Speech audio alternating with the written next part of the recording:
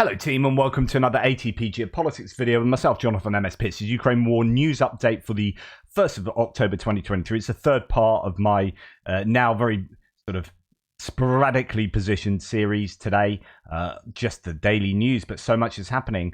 Let's look at the geopolitical topics, and there is a lot to be said about the Slovakian parliamentary election results. So they were held yesterday. According to the preliminary results, a pro-European party PS lost to the pro-Russian party SMER-SD. Now, some people, I've said this guy is a leftist. I think he's centre left as a party, but they are quite popular. So some people would disagree and say actually he's kind of on the right wing, and I think it's one of these times where there are elements of leftist politics and elements of populism, and I guess kind of siding with ultra-nationalist Russian fascism is kind of is a bit all over the shop. So quite where you position this party, I don't know. It is a little bit confusing, but they're generally accepted as centre-left.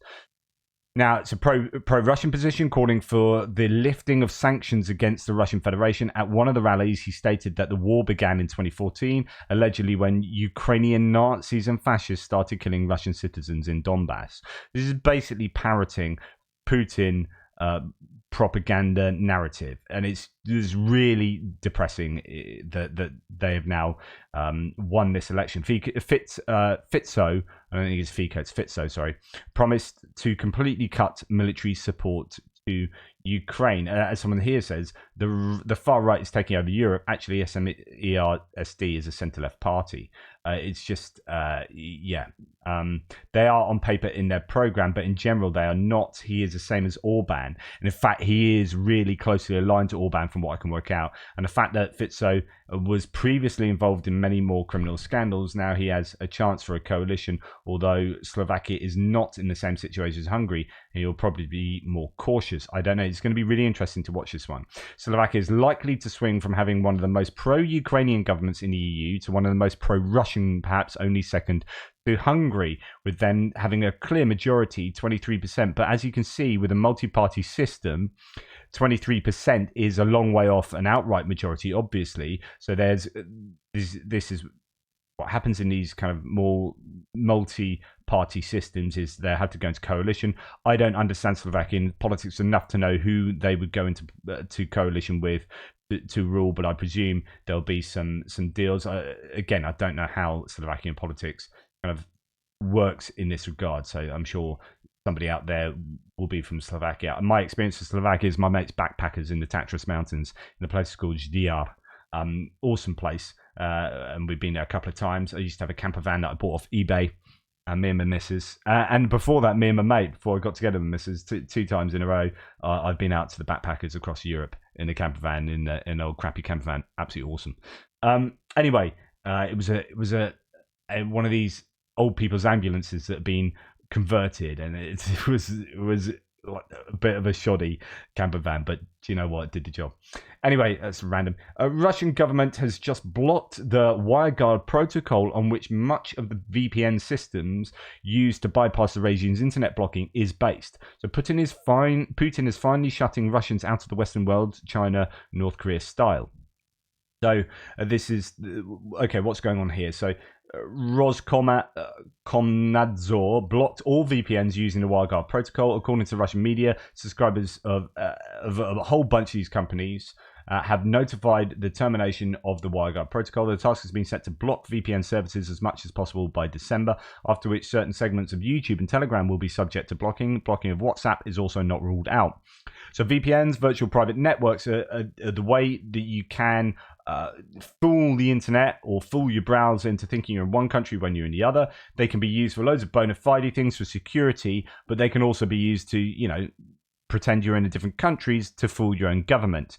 And that obviously has pros, or also can be seen as kind of breaking rules or whatnot. But this is exactly, and in the context of Russia, this is exactly how people can get access to foreign news. It gives them a better understanding of actually what's going on. Now, without this, then they'll be unable to access foreign news, and they'll only be left to try and discern what's going on in places like Ukraine from state media sources. So this is a real challenge to the information space, and another example of how really Russia is just a totalitarian dictatorship. In my opinion, this is Orwellian kind of information-based control.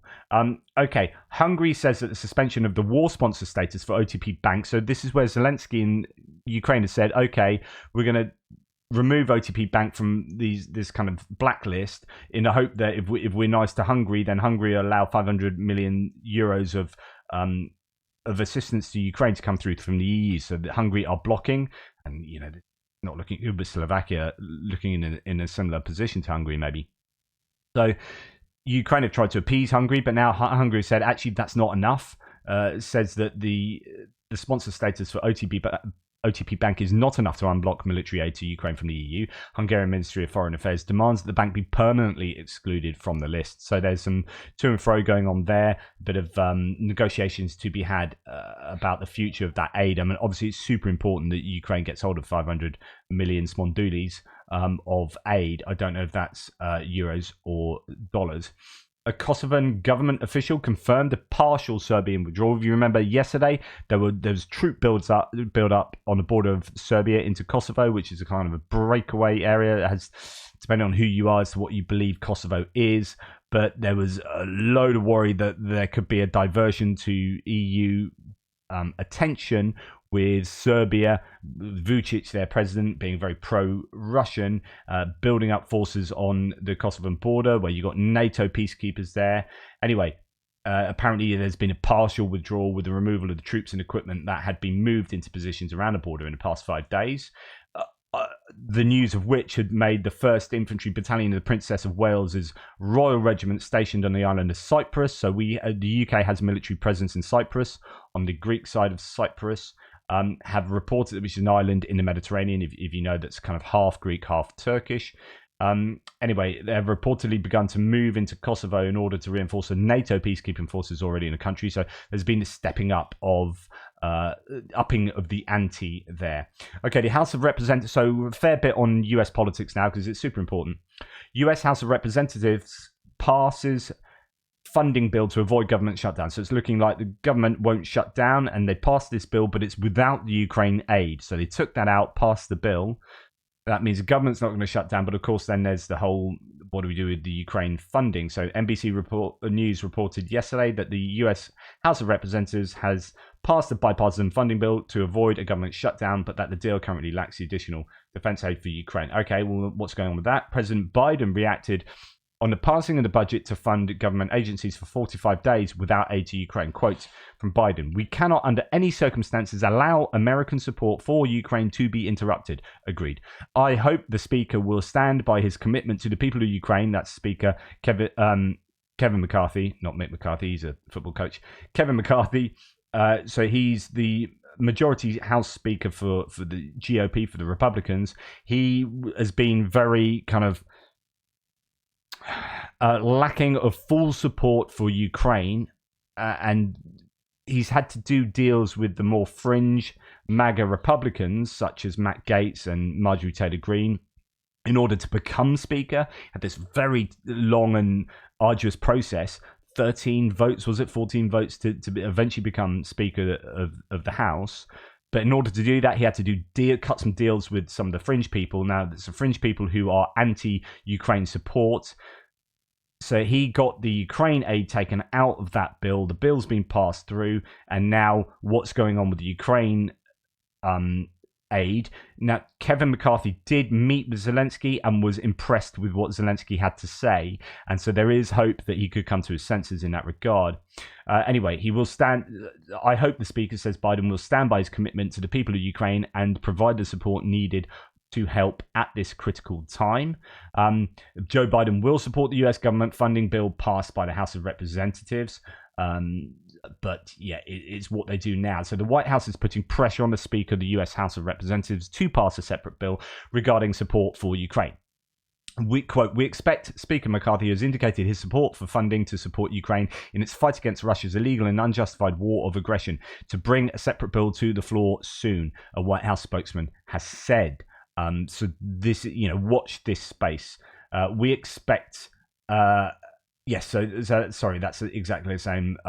Nothing new there. So, yeah, as I say, watch this space. It is super important that Kevin McCarthy is seen to support Ukraine, to bring along some of those kind of wavering GOP representatives. Remember, I showed you yesterday that over 50% of the GOP representatives in the House of Representatives have supported not giving aid to Ukraine. So although a bill got through recently, that's over 50%, whereas 0% of Democrats voted against it. So there is bipartisan support, but when it comes to the Republicans, the support is only 50-50, or it's less than 50-50. It's like 45-55 for support for Ukraine. And that's a real worry. So Ewan McDonald here says Putin's strategy for winning was to wait. He's editor-at-large and new voice of Ukraine and BBC freelancer. He says Putin's strategy for winning was to wait out a drawn-out war until Western resolve cracked. So this has long been thought what his approach has been to the war. US Republicans are helping him achieve it. Ukraine needed full support as quickly as possible to quickly defeat Russia. That's unlikely now. Remember the names of those who helped the Kremlin, he says. So this is pretty damning.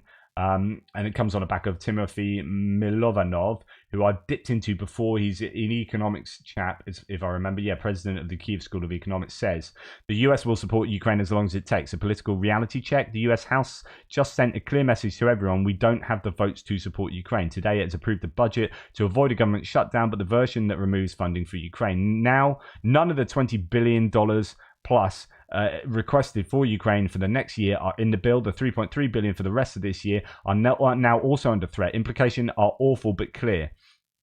Russia should continue to put pressure on Ukraine, hoping that the US support may soon weaken even more. What can Russia hope to gain from it? Either weaken Ukraine materially, decreasing Ukraine's ability to defend itself and put pressure on Ukraine to negotiate and accept Russian terms de facto surrender. What will happen next? The US administration will try to find a way to continue funding Ukraine, but political pressure will be in the way. The US mainstream politician in the House will search for a way to pass funding for Ukraine, but the political costs will be high. The reaction of Europe will be important. If Europe can increase its support for Ukraine, it can help. Of course, now we've seen Slovakian political results come in. It's looking challenging, right? The reaction of Europe will be important. It is unlikely that anything will change in Ukraine in the short run, but the credibility of the message the US is with Ukraine as long as it takes is questioned, if not gone. This development shows that the principles on which a US strategy in Ukraine is based is flawed. These principles are as long as it takes and avoid escalation. These principles are great in theory, but the first one might not be feasible, and the weak link here is a US legislature. So the alternative principles, Ukraine victory as soon as possible and commitment to respond in force to Russia's escalation, would do much better and might have achieved the end of the war by now. I hope the wise politicians who understand the strategic importance of co-reigning Russia will, I'm not sure what that means, will prevail in the US, but that's not a given. However, even without the US funding, Ukraine will continue to resist and contain Russia. This is why it goes back to what I've said over the last 36 hours, why it's been so important that this military defense alliance has been put together. I really can see the validity and the importance of Zelensky doing this, and Zelensky signposting the day before that this is a massive thing, because actually it is a massive thing, because it means that it ring fences equipment for Ukraine that might otherwise be vulnerable to the fragility of international politics and the winds of political change in other nations. Well, now if you're setting up a whole defense alliance that invites a whole bunch of corporate defense concerns to set up shop in Ukraine and build indigenous equipment, then that is a way of mitigating against political movements like this. Right, British intelligence reports that Russia is heading for a defense spending of 30% of the total expenditure in 2024. So we've already seen that already. It seems to be still a 30% part of their budget, proposing a 10.8 trillion ruble, $112 billion defense budget, which equates to 6% of the GDP and is a 68% increase over 2023. Russia is preparing for multiple years of fighting. That is, and it's big. This war is a huge drain on Russia. It's just an absolutely terrible decision of Russia to have done this. In a fortnight to September the 19th, 2023, Russian gas revenues, again, it's another example of how it's a terrible decision. It's not just about expenditure, it's about revenues. And gas revenues from the exports were a paltry 73 million euros. That's $77 million compared to 290 million euros for the last year. So that is what we've got 70 out of 29 of 290, so 7 out of 29, which is about a quarter. That is a quarter of what they were, the gas revenues. And the gas and oil revenues are the foundation of the Russian economy. So not only are they spending more on the war by 68% over last year, and last year was a massive increase, right? So it would be interesting to compare it to 2021. That would be really interesting. Not only are they spending more, but they're recouping less in terms of revenues from hydrocarbons. It is a bad look for Russia. Okay, 3 more bulk carriers have left the ports in Ukraine through the corridor opened by the Ukrainian Navy. The carriers Anida and Yinghao 01 and Azara have all set courses south. The Danny Boy, Forza, Doria, Ida, Olga, and New Legacy are on their way to Ukraine. So there seems to be this consistent movement of grain boats, cargo carriers, going to Ukraine, loading up and hugging the coast all the way down to the Bosphorus Straits. This is a really necessary route now to allow Ukraine to export grain and not do it through Europe, and therefore supply Europe with a cheap glut of Ukrainian grain and annoy all the farmers in Poland and Bulgaria and Slovakia and Hungary. Okay, Romania has now announced that it won't play in the Russian under 17 football tournament, the UEFA tournament, and they join Ukraine, Poland, Latvia, England, Finland, Sweden, Denmark, and Norway. So quite a few countries now getting together, and now Iceland apparently as well, deciding not to play in this UEFA competition. That's the European Football Association. This is important. It's one of these cultural things that has I think a really strong role to play in terms of communicating to Russia, but also having solidarity amongst allies as well. So that's good news. And that's pretty much that for today. I haven't got anything else, so a bit of a quick one. Sorry I had to wait until now to go through all of this, but a little kind of indication of what's going on geopolitically with relation to the war in Ukraine. Thank you so much for watching and for your patience. Thank you for all of your amazing support. This video is on one of my channels. I don't know which one. It all just depends. It's all up in the air at the moment. Anyway, take care, and I'll speak to you soon.